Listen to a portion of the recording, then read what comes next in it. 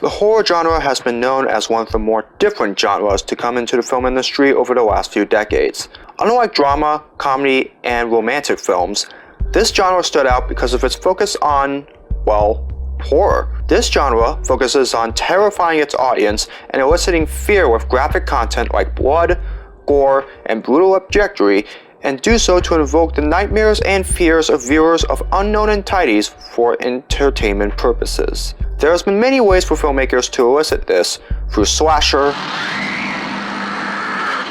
sci-fi, comedy horror, what happened to your furniture, cuz? and even the infamous zombie films. Okay, we know, zombies don't exist, but if they did, we would all probably be dead by now, right? However, there was one genre in horror that took the genre to a different level in a way that it felt like as if we were actually there. That horror genre was found footage. Come on! I hear him downstairs! Exploding onto the scene in 1999 with the film The Blair Witch Project, this subgenre was different from others for its time, in which the filming is done mostly through the actors themselves, through film cameras that the actors use themselves, and with some rather naturalistic acting, making it look like as if the events of these films were actually real. And this subgenre did produce some rather crazy jump scares and violent moments of its own that made us feel a little sick to our stomach, whether it's through infected zombies attacking the characters, a hideous creature causing destruction on the streets of New York,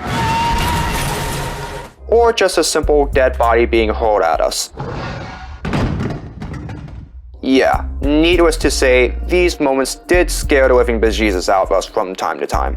But recently, the genre has been almost non-existent in the horror film industry. New found footage films are just copying what other films were doing prior, and just changing it up with very little success. In fact, a lot of the moviegoers themselves nowadays are just getting tired of seeing the same exact kind of sequences in these films, and have moved on to other subgenres of horror themselves. So what happened? Why hasn't found footage been as successful now as it was in the past? And is there a way that this subgenre can be revived? Today we're going to discuss that, by discussing the brief history of the subgenre, how it has lost its popularity, and see what the future holds for the subgenre in general. So strap yourselves in. No, I mean literally, and get ready to endure a little terror.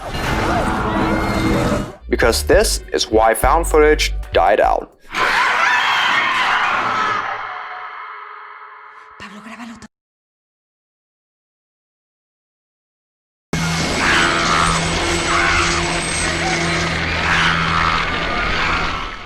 So imagine having went to a movie theater to see a horror film, get completely scared out of your pants by some of the events, but leave so thrilled by the experience that you go, I can't wait to come back and have myself scared shitless again soon.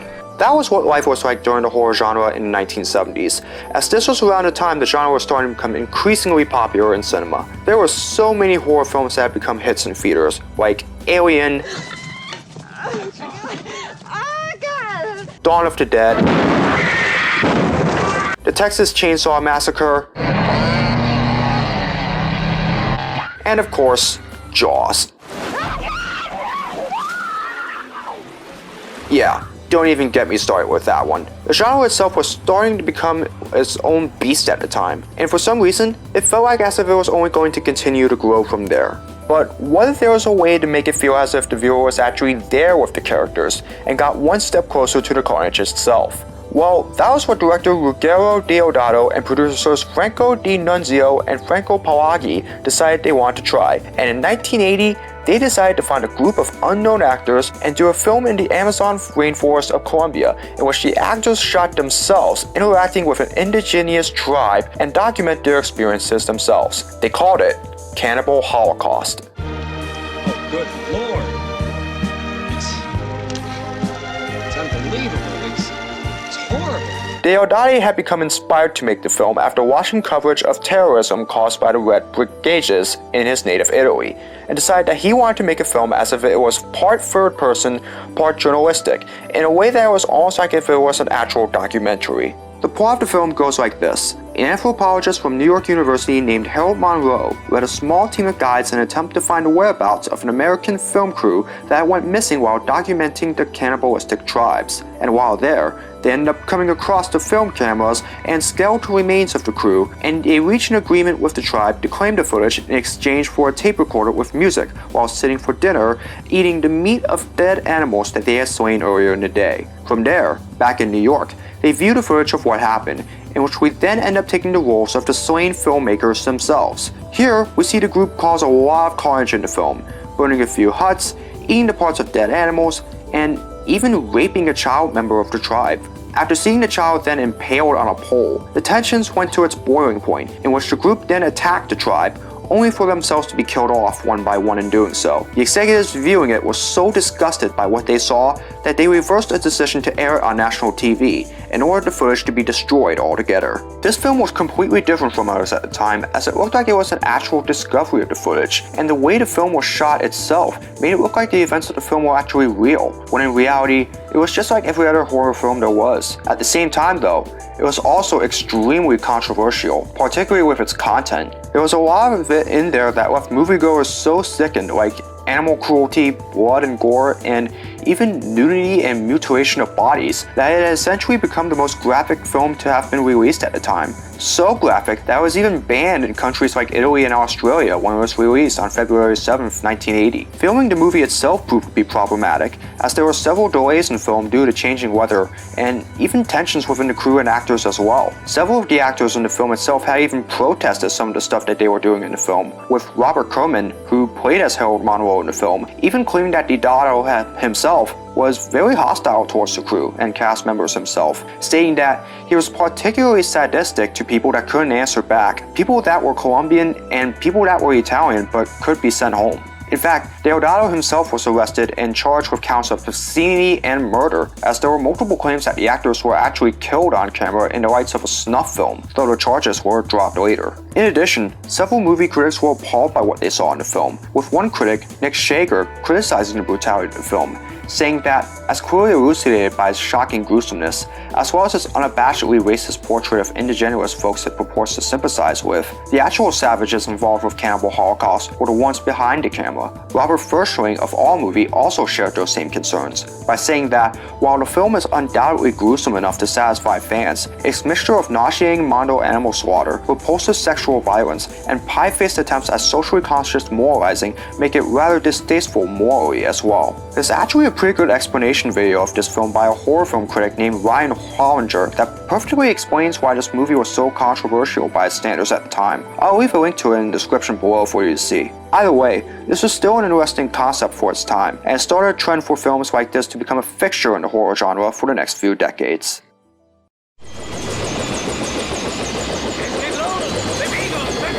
After the events of Cannibal Holocaust, several other filmmakers decided they wanted to try to copy off what Deodato and his crew tried to do by making movies similar to what the 1980 film did, like the war film 84C MoPic in 1989 and the 1993 French black comedy mockumentary Man Bites Dog, which was actually pretty popular upon its release in France and the United States. Ein Revolver, Mami! Wollte Mami schon mal einen Revolver unter die Nase gehalten? And although found footage films were doing okay to start with, it hadn't yet found that spark that would make the subgenre popular in cinema. The subgenre will ultimately have its breakout film in the summer of 1999. This is Burkittsville, formerly Blair. It is a small, quiet Maryland town, much like a small, quiet town anywhere. Premiering at the Sundance Film Festival on January 23rd, and in theaters later that year on July 14th by Artisan Entertainment, now known as Lionsgate, the Blair Witch Project proved to be the found footage subgenre's breakout hit. In this film, it focuses on a group of film students that travel to Burkittsville, Maryland, to investigate the legend of the fictional legend of the Blair Witch, interviewing residents of the town and even documenting at various locations the disappearance of those that came close to the witch while there. However, things take the turn for worse, as the filmmakers start to go after each other due to personal differences while being haunted by mysterious sounds that took place in the forest while trying to find their way out. Ultimately, Josh goes missing, leading to Heather to make the infamous apology scene, apologizing for the predicament for what they had gotten into, before heading to an abandoned house in which they believe they hear Josh's screams for help coming from. Ultimately, the film ends with Mike dropping the camera upon reaching the basement, before Heather finds him standing motionless in the corner before being attacked by an unforeseen creature, leading to her dropping her camera, breaking it, and ending the footage there. And I'm sorry to everyone. I was very naive. This film, which was in development for 4 years prior, was filmed in a span of 8 days in Maryland in October of 1997, and it was done on a particularly low budget of $35,000, so there wasn't really much that the crew worked with here. The footage was shot by the actual actors themselves, using CP16 and HI8 cameras to film the movie, and they even had to improvise when it came to the script themselves, making up their own lines along the way, while finding clues as to where they were going to film next. To make the premiere of the film really interesting, the actors were asked by directors Daniel Myrick and Eduardo Sanchez to go dark and not appear in public again until the release of the film in 1999. The film became a smashing success, grossing $248.6 million, which was more than 4,000 times its budget, and became one of the most successful independent films of all time, bringing the found footage subgenre into the limelight. Although it wasn't the first film that used this, as were mentioned the films just before this, the Blair Witch Project became the first to successfully use this tactic, and produced an over-the-top experience in which the viewers were taken on a ride with the characters as they witnessed their battle for survival and ultimately their final moments. Film critics were ecstatic with the way the film was shot, with Todd McCarthy of Variety calling it an intensely imaginative piece of conceptual filmmaking that also delivers the goods as a dread-drenched horror movie. The Blair Witch Project puts a clever modern twist on the universal fear of the dark and things that go bump in the night. There were still some criticisms with the film, however, particularly with some scenes in which the cameras were continuously shaking, making it hard to understand what was going on, and the acting of lead character Heather Donahue in general, and as a result, the film did end up receiving a few honors at the Golden Raspberry and Stinker's Bad Movie Awards, which, if you're a filmmaker, you don't want to end up at. Ever. Either way, the film still received universal acclaim for its product and became one of the greatest horror films of all time, and even received considerable comparisons with Cannibal Holocaust for its raw production and originality. Michael Dodd called it the embodiment of horror, modernizing its ability to be all-encompassing in expressing the fears of American society. The found footage genre became its own beast, and film critics were very excited to see where the subgenre was heading next.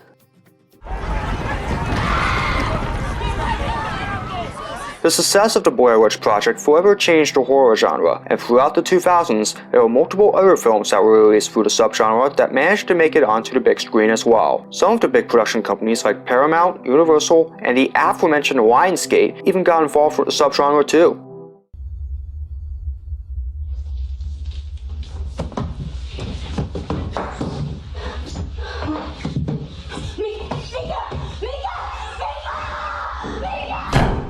One of those successful films proved to be Paranormal Activity, which was first released as an independent production by Blumhouse Productions at Screamfest in October of 2007, and later acquired by Paramount Pictures for a theatrical release on October 16, 2009, 2 years later. This film took on a more supernatural approach, in which main characters Katie Featherstone and Mika Slow document their experiences of a supernatural presence that Katie says she had been haunted by throughout her childhood and adolescent life. This film took on the role of believability instead of gore, and was shot on just one home video camera entirely instead of multiple home cameras, and when Paramount acquired it, several parts of the movie had to be changed to make it more suitable for theaters. This film ended up grossing $193.4 million at the box office, and was one of the very few found footage films to be transformed into a franchise, with 5 future films being released between 2010 and 2015. A revival film for the franchise is expected to be released on March 19th next year. Found footage also proved to be popular outside the United States, like the 2007 Spanish film REC, where a Spanish reporting duo,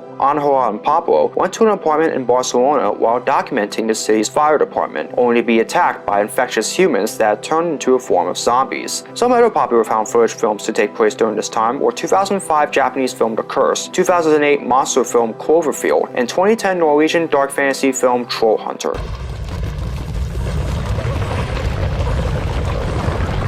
Keep in mind though that found footage wasn't just entirely based on horror, because it did manage to cross into other genres as well, like comedy, drama, and action films. Perhaps one of the most notable examples of this was the 2012 black comedy film Project X. Although this film featured a lot of dark elements like misogyny and drug use, along with some profane behavior from the characters, this film proved that found footage doesn't always have to succeed in just horror. It can succeed at pretty much everywhere. The Virginia Hit and End of Watch were also other examples of successful found footage films from outside the horror genre.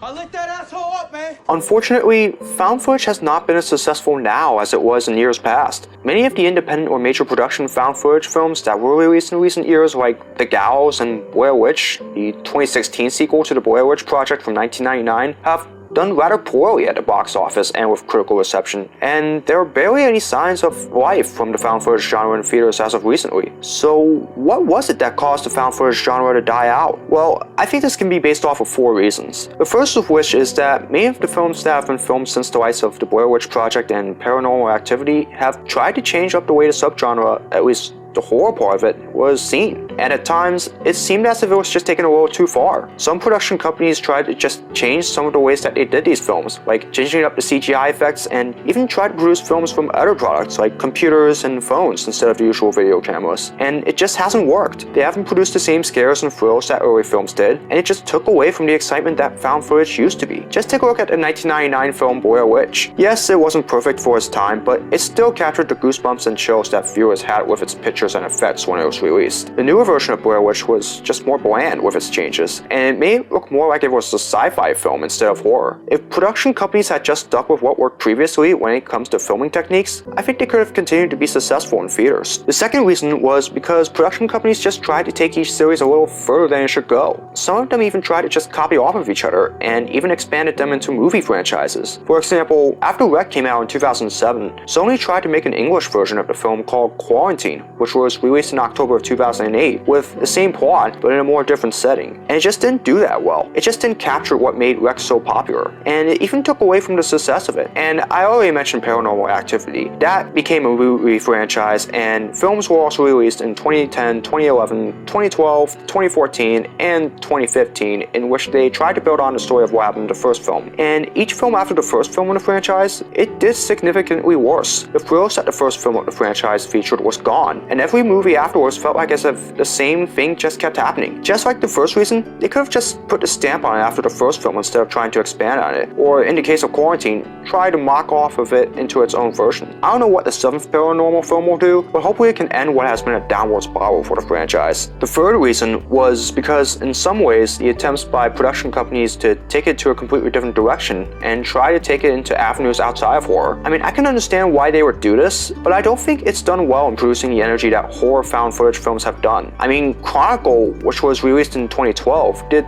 pretty good for its attempt, but that was really the only example I could find of found footage film being successful outside of horror. Others like Project X, Earth to Echo, and Into the Storm had a lot of potential to break out as well, but they just ended up not being suited enough to potentially be a found footage film. The fourth, and I think the most important reason as to why the subgenre has lost its way, is mainly because the average moviegoer just isn't that interested in seeing these kinds of films anymore. Just speak to those that were fans of the subgenre prior, and they will probably tell you the same thing. Found footage horror just isn't as good as it was in the late 90s and early 2000s. A lot of new found footage films were more or less just starting to become repeats of films prior. The same things keep happening, the same outcome always occur, in which the cast is being killed off one by one until the camera drops to the ground at the end of the film, and they don't really do much to keep the audience engaged anymore. Screenwriter Josh Swetnam told Screen Rant in 2012 that viewers would only come and see them if they were done right, and it does enough to succeed at the box office, and even makes viewers do screening parties of them because they were just so exciting. But now they feel more bored by what they see and find the subgenre to be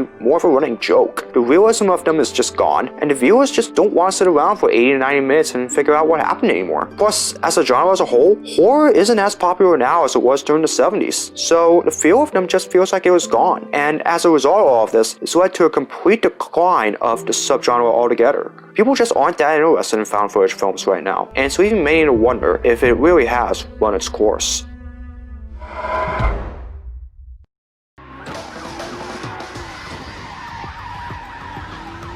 Despite all of this though, the found footage genre isn't dead yet. In fact, it can still be revived, and it can still find a way to have successful films from its subgenre in theaters and homes nationwide as well. So how can it come back into the mainstream and become a staple of the horror genre again? The first thing that can be done is to go back and watch all the classic found footage films that made the genre successful, like the Blair Witch Project and Paranormal Activity, and try to do what they did in their films. Yes, of course, use the CGI effects, but don't push them in a way that makes it look like the exact opposite that the film should be. Classic found footage films were successful because they just stuck with the regular 1 or 2 film style cameras and let everything play itself out instead of trying to add a couple of caveats that really shouldn't be there. Use some of those modern day technology that are there, but also learn from the past films and try to use them as motivation to create good found footage film. Second, stick the found footage subgenre simply within the horror genre. It's become pretty clear what has happened so far when production companies try to take it to other venues like action and drama films, and it just doesn't seem to stick as well with fans there than it does with horror films. But if they're gonna try to take it outside the horror venue, do it in a way in which it still combines some kind of horror in it, and do it in a way in which it grabs the viewer's attention like Chronicle did. That way it might be able to sponsor more films like this outside the horror genre that can get viewers excited. But otherwise, it's pretty clear with what we've seen, found footage works best with the horror genre. So just stick it right there, and don't do anything else with it unless otherwise possible. Finally, push the rules and boundaries of the genre a little bit and do it right. It's been seen in the past when production companies try to push the genre over its boundaries a little too much, the films end up becoming failures, and they do more to bore the viewers than it does to excite them. Work on finding those right avenues, like working with CGI, sound effects, and the quality of the picture without going too far ahead of them, and the film will do just enough to bring the feel of horror back into the moviegoers. If possible, maybe try to have a few famous actors involved in the films, like Mark Wahlberg or Scarlett Johansson, and try to see if you can get the film some more firepower with those actors while also continuing to bring in upstart actors like past found footage films did. We know there isn't going to be another real popular low-budget film like Cannibal, Holocaust, The Blair Witch Project, REC, or Paranormal Activity again, but the found footage genre today still has a chance to find a way to bring in chills and thrills that fans of the horror genre want to see, and give the genre the revival it is needed to last another few decades. As Swetnam said to Screen Rant, it could be a fad, and at some point we run out of cool stories to tell in this vein, and it all fizzles out in 5 years. But even if it does, I'm sure there will be a resurgence 20 years after that. Or maybe it becomes a new visual style of filmmaking and it lasts forever. I have no clue, but I do know that I'm hoping it lasts for a long time because I have some stories that I'd love to tell that would be so much better by using found footage. Well, time will tell how much longer the subgenre lasts, but found footage is still alive, and with enough changes, the subgenre can come roaring back to life and give horror fans excited to be a part of the action again, and the rest will take care of itself.